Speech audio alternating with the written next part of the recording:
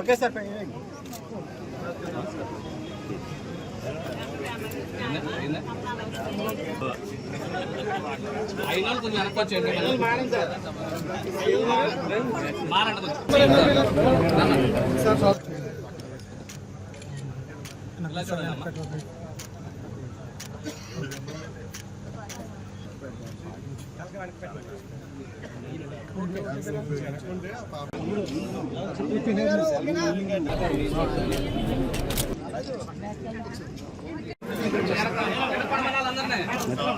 కోనసీమ ముద్దుబిడ్డ భారతదేశపు అత్యున్నత చట్టసభ అయినటువంటి లోక్సభకు తొలి దళిత స్పీకర్ అయినటువంటి శ్రీ గంటి మోహన్ చంద్ర బాలయోగి గారి వర్ధంతి సందర్భంగా ఆయనకి నివాళులు అర్పించడానికి వారి కుమారుడు ప్రస్తుత పార్లమెంట్ సభ్యుడు మిత్రుడైనటువంటి గంటి హరీష్ మాధురి గారితో కలిసి పాల్గొనడం జరిగింది. వర్ధంతి కార్యక్రమాల్లో బాలయోగి గారు లేనటువంటి కోనసీమను ఊహించడం అనేది చాలా కష్టం.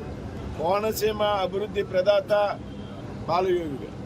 కోనసీమకే కాదు, లోక్సభ స్పీకర్గా ఉండి ఆంధ్రప్రదేశ్ రాష్ట్రానికి పెద్ద ఎత్తున నిధులు మంజూరు చేయడంలో కీలక పాత్ర పోషించినటువంటి వ్యక్తి బాలయోగి గారు.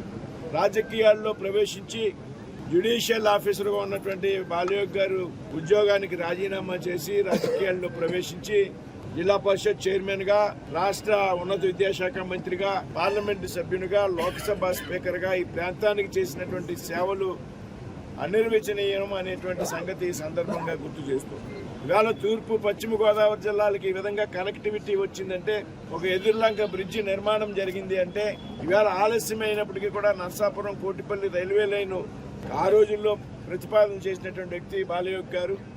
బాలయోగి గారు కోనసీమలో ప్రతి గ్రామానికి కూడా రోడ్లు లేనటువంటి గ్రామం కోనసీమలో లేదు అనే విధంగా బాలయోగి గారు ఈ ప్రాంతాన్ని పెద్ద ఎత్తున అభివృద్ధి చేయడం జరిగింది.